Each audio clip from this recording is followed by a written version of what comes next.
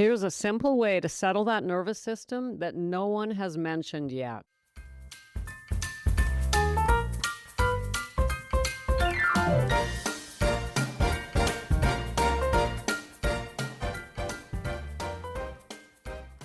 Welcome to Sobriety Snippets for Women Over 40, where we elevate that mindset and trade hangovers for higher consciousness.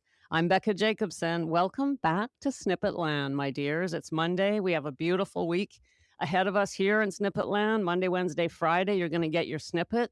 Tuesday, Thursday, Saturday, you're going to get your stroll over on YouTube. And in between, you're going to get goodies from me right in your inbox. That is what we call the Snippet Land ecosystem. And I hope you're in it, because there is a lot more to Snippet Land than just snippets. Although, hello, a snippet is a pretty powerful thing, isn't it? Gals, if you're new here and just getting into Snippet Land, I'm always kind of speechless when I think about new women finding us, because it's like coming home, my dear. This is the place to be if you're a 40-plus woman and alcohol is the thorn in your side, my dear, the thorn in your side. Everything else is pretty good, but there's a lot of negativity that flows right out of alcohol as a problem, doesn't it? Isn't there? And that is what we handle here on the Snippets, and we talk about building the best chapter of our lives. It's not really about the alcohol here. It's about building the best chapter of our lives, making this the best chapter of our lives. By this, I mean the last one, the so-called the fourth quarter of life, if you will. The decades leading up to, well, you know where, should be and can be the most vital, most exciting, most enjoyable, most peaceful, most contented, happiest, healthiest decades of life. And I want nothing less than that for you. And that's my goal for you. Gals, today I'm going to give you a unique and probably never heard of this one before way of settling that nervous system. Let's talk first about why it's so important. I know we're hearing about this a lot. It's a sexy topic, but I'm not just doing it because of that. It is really important to us here on this journey, because what we've done is we took our poor little nervous system and we taught it that it needs alcohol to be settled. And then when we remove the alcohol, it has a hissy fit. Well, okay, that's how my scientific way of describing it. And hey, it works for me, right? But seriously, when your body, your heart, your mind, your soul, your parasympathetic nervous system, all of it is used to alcohol as a way to calm, to cope, to settle, to slow down that little squirrel that you've got spinning in your mind. When alcohol is the way we do all those things, then that means trying to do all those things without it is 10 times harder than it would be for someone else. Meaning, if you're not great at coping and you struggle with anxiety, but you've never used alcohol, then it's going to be easier for you to learn how to use your breath and other strategies to settle the nervous system than it is for someone who's been using alcohol. Let me put it this way, my dear. When you're used to a shot of vodka or a shot of whiskey or anything, and someone says, just take a deep breath, it's like, you got to be kidding me. A breath is not going to compare to my vodka. So, like, back off. That was how I felt in the beginning when people would say, breathe. I just wanted to, I don't know, rip their faces off. I get it, right?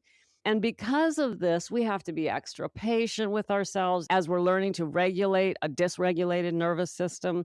Today, I have for you a really fun and really unique way of doing that you may not have heard of before.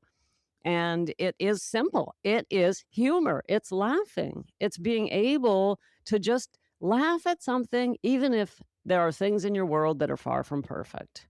Now, I want to tell you a story today around this one, and it's about 3 little pigs. And I mean 3 real little piglets, pink piglets. Yeah, the real kind. Back in the late 90s, I guess mid-90s. This is before I went to college, when I was trying to get out of the life that I had been involved in for many years, which was prostitution and drugs and exotic dancing and that whole world. I had been in that world from 18 all the way through my 20s. And in my late 20s, in the mid-90s, do the math, I ended up living on several acres outside of town with a partner. And he got me laying hens and piglets so I could be a farmer. I know, right? What the hell is going on? Well, it sounds funny now, but that's what happens. And so there I am. I'm raising little laying hens, which is awesome. You get eggs, you get fresh eggs every day. It was awesome. But the piglets, this was the thing, right? These 3 little pigs, they're so adorable, and the goal for them, of course, is we're gonna eat them in a few months, and at the time, I'm like, "I'm all good with this." Now I can barely even say it. This is how much we change, gals. I talk a lot here on the show about transformation. And if you're wondering how much a person can change, oh my God, like literally the opposite. You'll hear other stories from me on this at other episodes at other times, but this is just one of many examples of I could never do that today. I could never go and get some little baby pigs, raise them up, and then eat them. Like I just couldn't do it. But there it is. In the 90s, that's what I was doing. So, to get to my story, I have not lost my train of thought, I promise. Here's these 3 little pigs, and at the time, I also had a dog, and so I would walk my dog, and the pigs, I discovered they love to come for walks, and they would follow you. So there I am hiking with not only my dog, but my 3 little pigs. I know it's even sadder now to think that I ate them. I did eat them. I know, right? I'm so embarrassed. Okay, on with the story. One day I'm standing at the kitchen sink and I look out the window, and the 3 little pigs are running down the driveway and through the yard on the lawn, and they're playing, and they're just so happy go lucky and free. They had broken free from their pen. And these 3 pigs, I just stood there in awe watching them play, and the joy, the pure joy they were experiencing, just like a puppy does. The puppy is just having joy, right? And you know what my reaction to that was? This is the hard part right here. My reaction was cynicism. And I remember saying something like this to myself. Yeah, well, that's what you call blissful ignorance. If you only knew what was coming, you wouldn't be so happy out there right now today. Like something like that. I remember being so unhappy during this time of my life, so miserable. The alcohol and drugs were a huge problem for me. I had failed to overcome alcohol so many times. I didn't know where my life was going. I hadn't started college yet, as I mentioned. I didn't know where my life was gonna go after the life that I had been living very recently, and so I was just constantly unhappy, and here's the problem with that, gals. Even if things are difficult, even if things are hard in the moment, we must be able to enjoy the little moments of happiness and joy that come along and even create them. So I should have been able to look out that window at the pigs and just celebrate with them the happiness they were experiencing before I had to go out there, gather them up, put them back in their pen. But instead, I just literally remember thinking, "Ah, what's the point of being happy? Are you just going to be dead in 3 months?" Well, with that philosophy, we could all say that. What's the point in being happy? We're all going to be dead in 40 years, 50 years, right? But that's how I felt. I was incapable of just being happy in the moment. And I know that you're probably not experiencing things like I was. And I know the story is a little bit out there for it. You're probably not raising, it's not about that, gals. It's about if you're struggling right now and there are things in your life that you've been trying to change, and you're just not getting there, and you're experiencing some failure, and maybe there's other difficulties in your life. Maybe a loved one is experiencing health issues, whatever it is, please, please remember that you can still giggle in the moment. You can still take a deep breath and experience joy in the moment. You can still laugh in the moment. And if necessary, you can create opportunities for laughter and joy and peace and freedom. Do not, this is where I'm going with this whole thing. It's taken me 10 minutes to get there, but I got there. Do not postpone your happiness. You can be happy today, regardless of how imperfect the journey has been. Gals, the struggle with alcohol is a difficult one, a very difficult one, and it can create a sense of futility. And I think that's why I experience so much cynicism, because that's how I felt. After we fail over and over and over, we can get to a point of feeling like, "Wait, what's the point, man? what is the point? I want to quit drinking. And I feel like today I could say to myself, okay, today I'm not going to drink. And then that voice immediately goes, yeah, well, been there, done that before, bought the t-shirt, created a new t-shirt.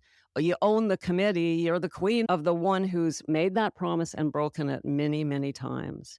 And when we experience that, it can start to take over all areas of our lives. And we can end up being quite the bitch, to be honest. We get grumpy with our loved ones, snarky. We can be irritable and frustrated. And more than anything else, we become frustrated, irritable, and snarky at ourselves. And we cannot afford that. Self-love, right? Self-acceptance is a huge part of this journey. So give yourself permission today to just take a moment to appreciate something and try to feel some joy in your heart. And I'm telling you, laughter will settle your nervous system as quickly as any breath that you could possibly learn. And that's why I've decided, starting today, I'm doing a new segment on the show. We're calling it Becca's Bad Joke of the Week. Yes, that's right. And I'm going to do these on Mondays. This week, we got our first one. I promise you that Becca's bad jokes are always groan-inducing. Why did the alcoholic cross the road? To get to the other cider. Oh, I know, it's a groaner. But listen, gals, whatever it takes to get that to lighten up, to let yourself laugh, allow yourself to feel happy in the moment, regardless of what crap is hanging over your head. And this goes a long way, not just in settling your nervous system, but in reprogramming your subconscious and letting it know, oh, there's some happiness here. The truth of the matter is, and we certainly can't go into it in this episode, but the truth of the matter is that we actually can't build a happy life when we postpone our happiness. We have to be happy now. We have to be that future self now, that future woman who is contented, happy, and free. We have to find it inside of ourselves to start experiencing some of that today. We cannot postpone it, because postponing it tells your subconscious, yeah, that's not ours yet. And when we say that to the subconscious, it postpones it forever. The day will just never come. It'll be permanently on postpone until we stop and go, no, I can be happy, like right freaking now, man. I'm gonna do it, right? So find something to groan at, a silly joke, whatever it takes. Get a laugh in there today, and it will calm your nervous system. We all know how powerful laughter is. Go pull up an old comedy movie that you enjoy today, whatever it takes, gals. And if you want support on this journey, because the most important thing we need on this journey is support and consistency over time, so we can learn to be compassionate towards ourselves and get through that messy, messy beginning. That's what this journey is. The beginning is messy, and it's so easy to allow ourselves to just keep trying the same crap over and over. When you're ready to try something different but simple, you can join us in Fresh Start Foundations. We meet every Friday evening on Zoom. And in between, we're together in a small community supporting each other. This is an easy way to join with very little commitment. Cancel anytime. The link to this is in the show notes, and I would love to see you there. Thanks for popping in. Be sure to come back next time so I can keep your head on straight. Sending you buckets of love.